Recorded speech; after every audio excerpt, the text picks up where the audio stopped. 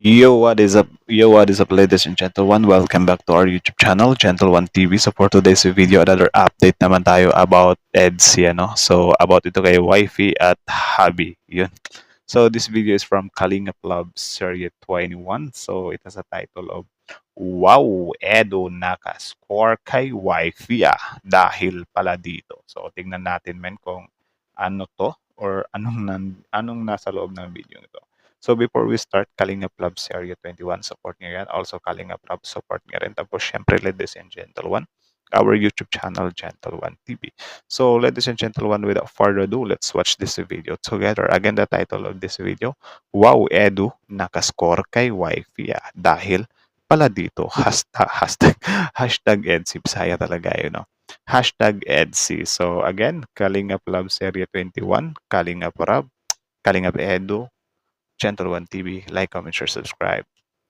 Start. Sa ating lahat. Naku, marami nga po. Again. Start zero. Start zero dapat.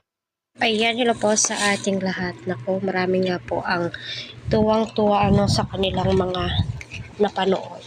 Sa kabila ng mga nangyari nung nakaraang mga araw ay napawi nga po yung inis ng mga Kinilig si Team ate. EDSI.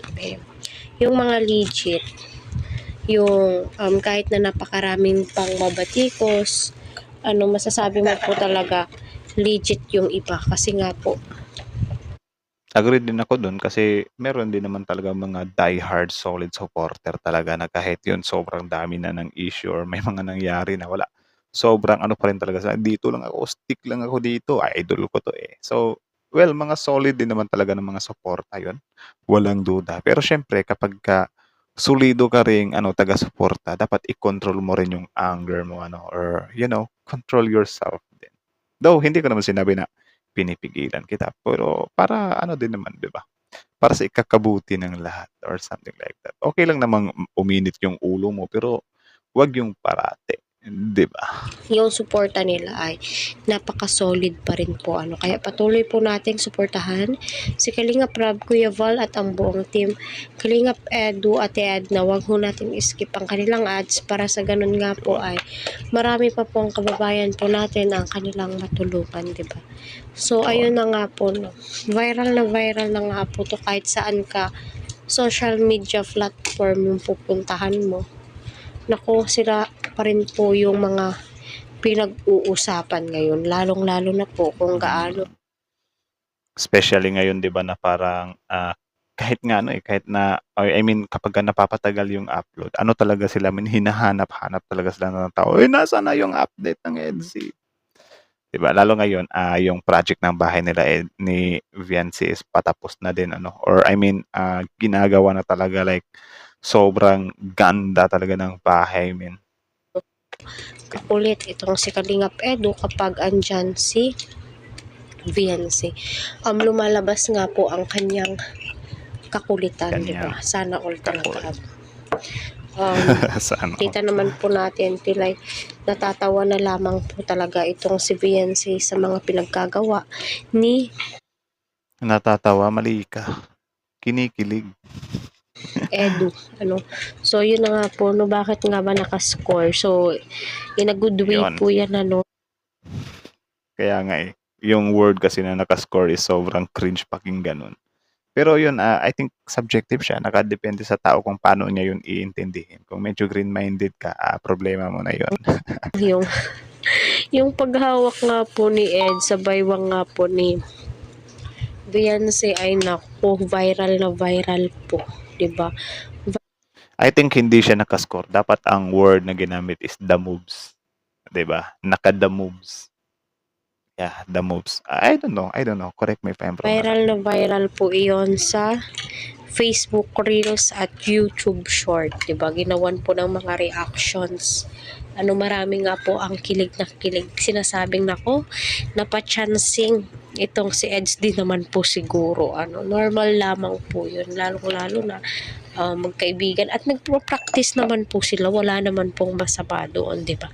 Kaya ayun, nabigla si Viancy at napatawa na lamang po ito So nag-viral po talaga 'yun. Sa totoo lang kita naman po natin na marami nga po Hindi ko napanood yun. So, maybe after this, panoorin natin kung ano yung tinutukoy ni ate na parang dumada moves daw.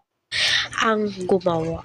So kita naman po natin kahit na gano'n ay legit nga po na itong si Eds ay hatid sundo nga daw ho itong si Wow.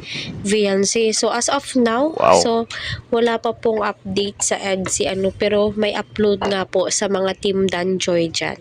Kaya abang-abang po tayo sa mga susunod na araw kasi tila nakafocus po sila Kalinga Prab ngayon sa birthday nga po ni Pau Pau.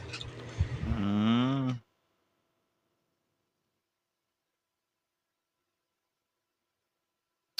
So that's it, ladies and gentlemen. So that video is from Kalingap Lab Serie 21. So support nyo yan. Like, comment, share, subscribe. Also, Kalingap Lab support nyo rin. At Kuya Bal Santos Matubang at Kalingap Lab. Don't forget to like, comment, share, subscribe. So original video link in the description box below. So ladies and gentlemen, that's it. Also, before you leave on our YouTube channel, Gentle One TV, don't forget to like, comment, share, subscribe. So again, kayo, ano masasabi niyo dito? Comment down below and then let's talk about it in the comment section. So, usaping score-scorean pala to or yung pogi points. Siguro yun, pogi points or the moves. Or I think the moves. Naka-the moves si Kalinga Pedo kasi parang humawak daw sa kamay. Parang, paano ba? Pahapyaw ba yan? Ganyan. Or ano lang talaga, tawag dyan. Hokage moves lang talaga siya. Ay, hindi. Yung Hokage moves, iba yun eh. The moves. Yeah, the moves. Ano ba? Gulo-gulo nyo ah. So, ayun, naka-the moves daw pala. Well, siguro yung mga lalaki dito na may mga nililigawan, especially yung mga torpe, kapag kaganyan talaga, nakaka-the moves ka, wala, kinikilig ka talaga ng husto eh. Di ba? Ako naalala ko dati yung mga, paano ba yung the moves ko ha? Yung akbay, yung kunyari pa akbay yata, yung mga something ganyan. So, okay lang din naman guys. Yung mga babae, kapag niligawan nyo din naman, okay lang din naman. Kasi yung pagda moves, hindi naman talaga yun pinapaalam. Kasi ang pangit naman yung magpaalam ka na, idada moves ako ha. Parang, ano din naman. Pero syempre, dapat gawin mo yun in a good way or parang hindi din siya magugulat sa'yo ba or hindi siya mabastusan sa'yo. Baka kasi first din nyo palang bigla kang hawak ngayon sa bewang na masampal ka niyan. 'Di ba? Dapat marunong ka ding maghintay or tansyahin mo yung Well, I think mararamdaman mo yan. Siguro yung tip dyan is, huwag kang touchy agad. Hintayin mo na yung babae mo na yung unang humawak sa'yo. Like, kunyari, baka dahil sa, binanatan mo siya, pinakilig mo siya, nasampal ka ngayon, or yung mga ganyan ba, natapik ka, tapos kalaunan, pagkahahawak na sa'yo yan, dun ka na dumamoves. Di ba? Huwag mong rektahin agad or huwag kang magmadali. Yan yung some kind golden rule dyan. Tapos syempre, kapag ka mga bata pa kayo, itigil nyo yan. Okay? Focus muna kayo sa pag-aaral. Ang tototoy nyo pa. So, yun lang naman. Yun lang naman. So, again, kayo, ano masasabi nyo dito? Comment down below. About nga pala dun sa di ba? So, sobrang dami daw palang kinilig dun. Actually, hindi ko pa nakita. So, papanoorin ko yun. So, tingnan ko kung kiligin din ba ako. So, I know for sure, kikiligin din tayo. Kasi sobrang lakas ng aura ng EDC. But anyways, that's it. That's it. So again, Kalingap Lab Serie 21, Kalingap Lab Gentle One TV. Like, comment, share, subscribe. So Gentle One TV is out.